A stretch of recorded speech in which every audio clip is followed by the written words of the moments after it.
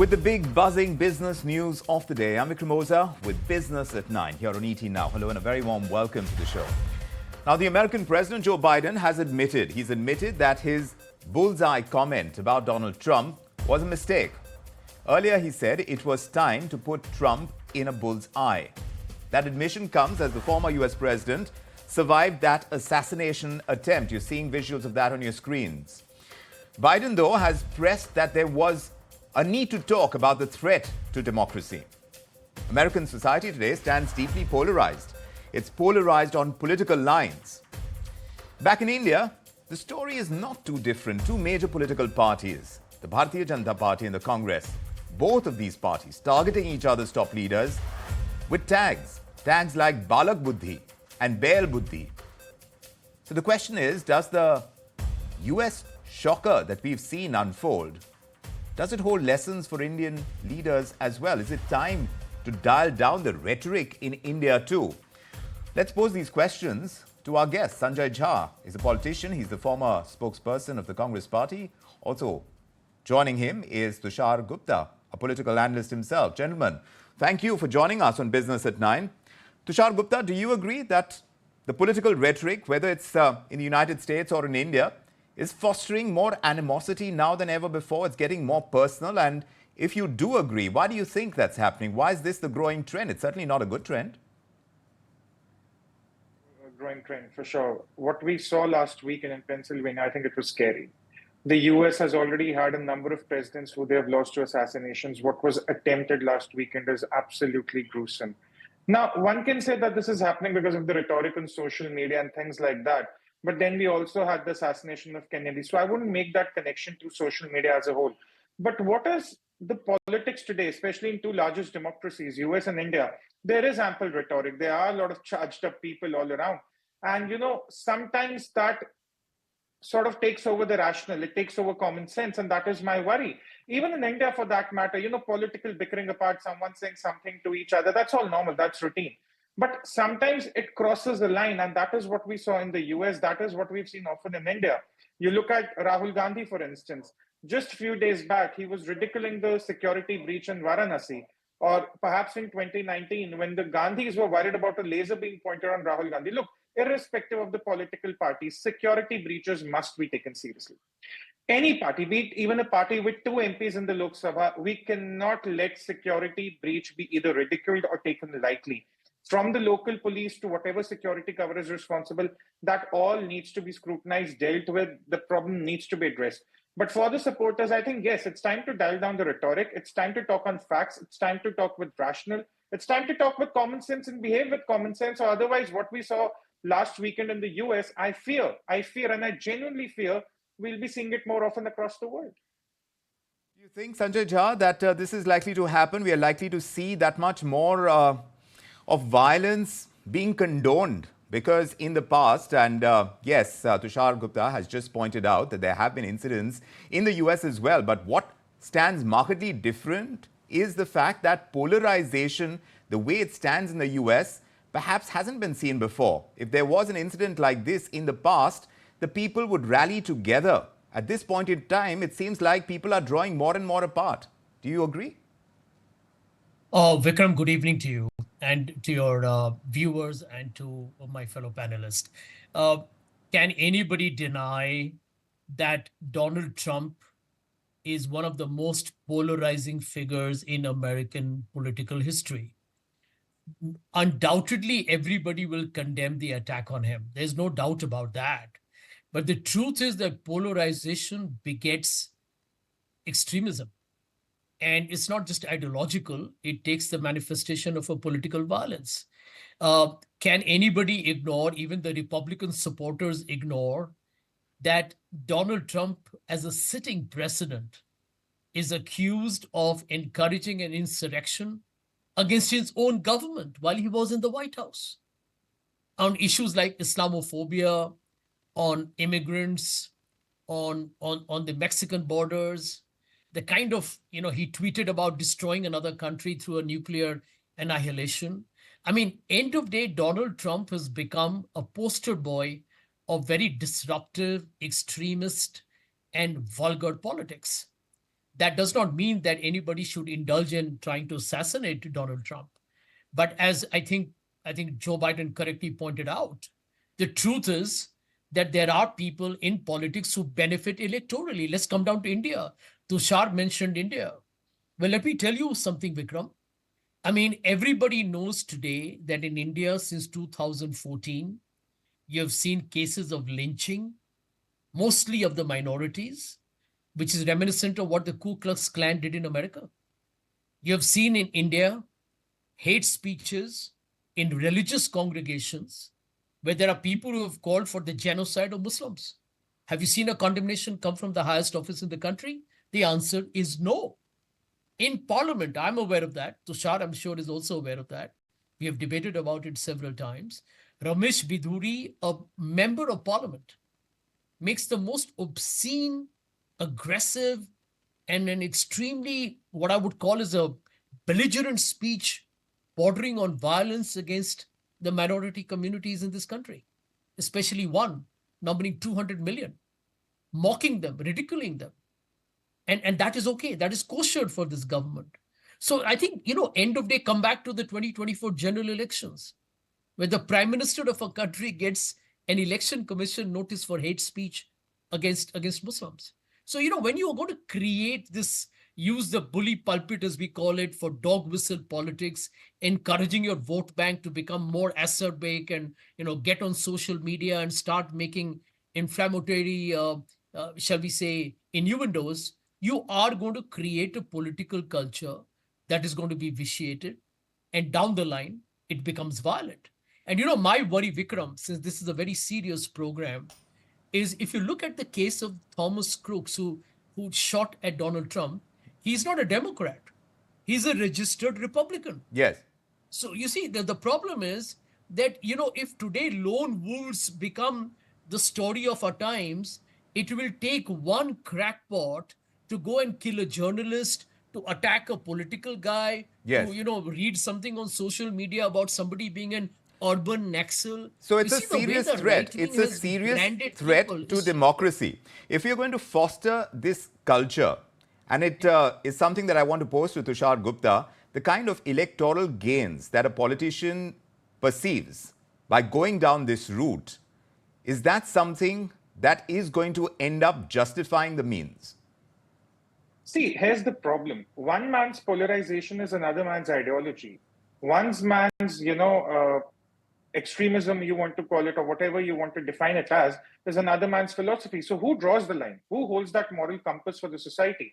Sanjay Jha always disagree. That's the nature of the debates we are into. But will I ever give any political or any sugar-coated cover to anyone who says, oh, let's attack this person, or XYZ person should be behind bars or whatever? No, absolutely not. Again, we need to understand, we tend to blame the other side. That's a very natural response. That, oh, Donald Trump is a polarizing figure, so probably what happened, there is a certain justification to it. We try to draw a causality. Now tell me, in 1962, when Kennedy was assassinated, there was no Trump. The Republicans were not as polarizing. In 1984, there was no BJP. In 1991, there was no BJP, and we lost two of our former prime ministers, perhaps the greatest Congress prime ministers we've ever had, to assassinations. So, when we try to draw in causality and try to attribute it to the behavior of a certain party, that is where we make the mistake. Again, a simple point is, Sanjay Jha and I can politically bicker all the time. We'll bicker when we're on a show, we'll bicker when we're outside. But that is the way the society needs to function. We need to keep talking. We might be on opposite ends of the ideology. It doesn't really matter. It can be Trump, it can be Narendra Modi, Rahul Gandhi, or Biden, anyone.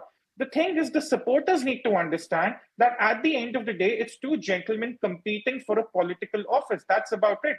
And that is my worry. If this whole rhetoric is not stopped, if this sugar-coated political cover given to as a justification for an attempted assassination is not stopped, it will only encourage more lone wolves. Today, Sanjay Jha is saying that 2014, and this is what you have. It's a polarized society, and probably tomorrow if someone attempts something like what we saw in Pennsylvania, there might be a causality to it. Absolutely wrong. We've seen assassinations in the past, and therefore, our focus should be lowering the rhetoric on both sides. And it's also somewhere the responsibility of the leaders to tone down the rhetoric within their supporters, within their voters, be it the Congress or the BJP. Because what you don't want at the end of the day is a divided society And a result of that divided society would be what we saw in Pennsylvania. That's my larger point here. Let's not pretend to hold the moral compass for the other side. Rather, this is a situation where both the sides need to come together because, look, Trump was the president of both Democrats and Republicans between 2016 and 2020. Indira Gandhi was the Prime Minister of India. She wasn't the Prime Minister of Congress, right? Yes. So we've already suffered through the consequences of what happens when these things are given a political filter and not a nationalist filter. And I'm worried that we're making the same mistake again. So if we are going to make the same mistake again, and this is quite obvious, the causality of it is something that we are discussing. Conversations need to happen, but it's the form that disagreements take that is being brought to question. Sanjay Jha, do you agree? The Congress party has unleashed a social media blitz against the Prime Minister, countering that Balak Buddhi attack, and Rahul Gandhi now is going with the Bael Buddhi jibe as well. How does the party that speaks about spreading love do a turnaround and become, confrontational at this point in time justify it? Vikram, you're one of the more reasonable guys as a TV anchor, which is why I like to come on your program. But your question actually exposes a little bit of, shall we say, amateurishness on your part. You, in your same statement, you say Mr. Modi starts with, whatever, that Bael Buddhi. Bael Buddhi comment. You're okay with that? No, certainly why not. don't we just say who starts certainly the whole not, Mr. campaign? Jha. Just let I'm me asking finish, you a let me poignant finish. question because at one point in time, you've been in politics so long, Mr. Jha, you understand the definition of what we used to call unparliamentary language. Yeah. Which is So would you becoming much have more today- parliamentary and becoming so normal today. So And I Vikram, ask here you is this my because question you've to spoken for the Congress, which is why the specific question to you about the turn that a party takes. If you're done, let me answer you. Are you done? Yes, please go ahead, sir. Yeah. So Vikram, I posed this question to you. Your question was, where is the Congress's, mohabbat ki dukaan in that nafrat wali dunya? But you never asked a question as to who triggered this extremely, and what I call as an acrimonious debate between the two parties. Mr. Modi is the one who should be singularly held responsible for creating this political culture of what I call as my opponent is my enemy. I mean, I go down to extend the conversation to the fact that you have an Arvind Kejriwal in jail. You have a Hemant Soren who was in jail. You have seen the hounding of the opposition through the abuse of CBI, ED, and income tax. I mean, end of day, the man with the power sets the ball for the kind of political dialogue that is going to be in this country. So you are telling me that if Mr. Modi and the BJP and the RSS and the supporters like Tushar run down the Congress, humiliate Rahul Gandhi, run a populification project, and let the people vote and buy into that story, the Congress should just sit down and do nothing to expose the hollowness or the vacuousness of the BJP campaign? I mean, come on. I mean, end of day, at some point, the political parties will respond to the extremely crude and what I call is a very subpar, a pathetic and a puerile attempt at homonym character assassination. Mr. Jha, that's exactly what's happening. The pertinent question to ask is that, yes, one party or one person will go down that route. Is the route to counter it only this? That is the question that we are posing. Has this become the definition of our politics? Because it seems like it's going across the board, so to speak. Yeah, so Vikram, here is my short answer to you before Tushar comes in. In India, you are highly polarized. Let's not pretend to be otherwise. We are all pretty mature people here. India is viciously polarized. In India, the opposition is treated as an enemy of the country. Mr. Modi and the BJP in campaigns have called us anti-national. Can you believe that? A party that has governed India and won 10 general elections was called anti-national by Mr. Modi and the BJP. They were told to be in cahoots with Pakistan. And we allowed that conversation to happen, including, Vikram, like it or not, big media that you represent. So, everyone has a responsible role to play. The political parties, Tushar and me, we fight, but we are never getting personal with each other. And the big media has a role to play as well, including what I hope is regulatory authorities. So we all have a collective responsibility. But let me tell you straight away, the buck stops at the top. And I think Mr. Modi and the BJP need to actually send out a message that they will stop treating the opposition as enemies. Stop saying Congress Mukt Bharat. What kind of messaging are you giving to the people of India? Would you agree? Tushar Gupta, do you think the buck stops at the top? If Biden has come out and admitted a mistake, is it something that will help dial down the rhetoric like you were pointing out? Maybe it will help dial down the rhetoric, but we must all remember the cost that could have been of that mistake. What that simple tweet, perhaps made in a jest, perhaps with an ambiguous, interpretation, what could it have resulted in? Again, Mr. Jha is missing the forest for the trees. Rahul Gandhi wanted to reply to a campaign that was unleashed by the BJP. Fair enough. I'm not going to hold there a moral compass for the Congress or tell them how they should behave, just like I won't allow Sanjay Jha to tell the BJP how the BJP should behave. It's that simple. Political bickering will go on. And now that Sanjay Jha says the buck stops at the top, I agree. But when Rahul Gandhi is made aware about the security breach in Varanasi, his reply is that people were afraid before the election if they wanted to throw a shoe on the PM's cavalcade. Now, post the election results, they are not. Now, Rahul Gandhi was not replying to a campaign that was unleashed by the BJP or its supporters. Rahul Gandhi was not replying to a comment that was made by the BJP or its supporters. This was Rahul Gandhi, the face of the Congress, the face of the opposition, mocking a security breach. This is what I have a problem with. I don't care if they run a Bael Buddhi, Balak Buddhi, whatever narratives they want to run. This is political bickering. This will go on 24/7, 365 days a year. But ridiculing a security breach, especially when you come from a family of Indira Gandhi and Rajiv Gandhi, not understanding the gravity of it, not understanding what it could result to, that is where my problem is. And that is why I'm again saying political bickering is Understanding the gravity of what this could lead to. And that is the key question, Mr. Jha, coming to you. This kind of political rhetoric, the form that it's taking, the noise that it's creating, how is this going to play in shaping public perception today, informing political narratives where several parts of the electorate cannot differentiate between political parties today? What's going to change the course, as it were? Because we are seeing so much more violence, so much more personal jibes coming through and we don't stop being in election mode. So what's going to change this course? Vikram, the two things that we need to do is, one is stop weaponizing hate, and at the same time stop demonizing people or a certain section of people because they suit any political party electorally.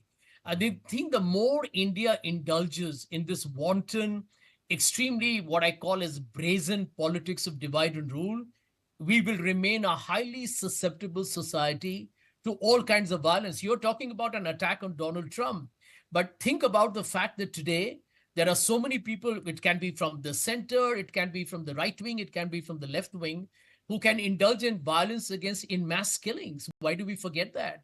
I mean, we are very, very fortunate because we're living close to the precipice in encouraging a society where people take to guns and arms at the slightest provocation. And I think Tushar needs to also recognize that reality. When he talks about Rahul Gandhi, let me tell you one thing, Tushar. Rahul and the entire Gandhi family have been abused and maligned repeatedly. People have been told during campaigns that the Gandhi family has been the one that has pushed India back.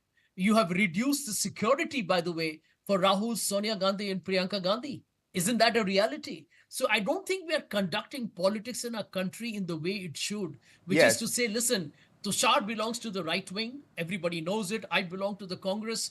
We have an ideological clash, but I don't treat him as my enemy. I'm not here to kind of... But still charges are being traded. Still it's getting personal. It's about personalities. It's about who's calling whom what. It's about name calling and finger pointing, and that doesn't seem to change. And if it has to change, and which I imagine in a democracy it should, then how exactly are we going to do it? Because the name Hitler, for example, is being used so loosely. J.D. Vance himself has called Trump Hitler at one point in time, and look at him today. He's running as his mate in this election. So as far as politics is concerned, it does seem like everything is okay, but it's certainly not. In trying to determine public opinion, in trying to create perceptions, in trying to create an image for a political party, we'll have to tone down the rhetoric. It would certainly seem so, going by what we are seeing today in the United States or in India. Mr. Jha, Mr. Gupta, thank you very much for joining us with your perspective on this issue, which is an important one that we'll keep tackling. If you like this video, then like, share and subscribe to ET Now.